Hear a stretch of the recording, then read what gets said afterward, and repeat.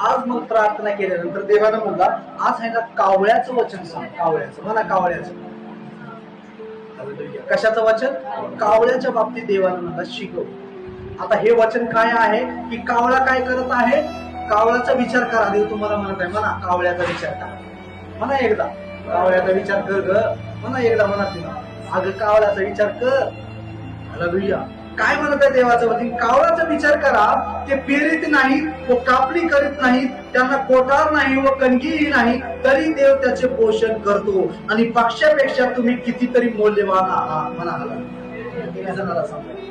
कावळ्यापेक्षा कावळा चिंता करत नाही.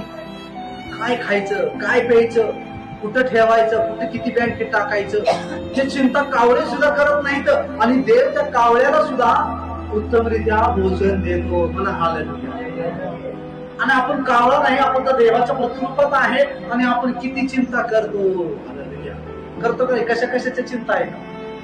गाठीची चिंता आहे, गाठ आली म्हणजे चिंता आहे, काम नाही म्हणजे चिंता आहे, माझं शरीर हलतं. काही काही जण म्हणजे प्रार्थना करायला की शरीर हलतं, त्याची चिंता. असं कसं होईल?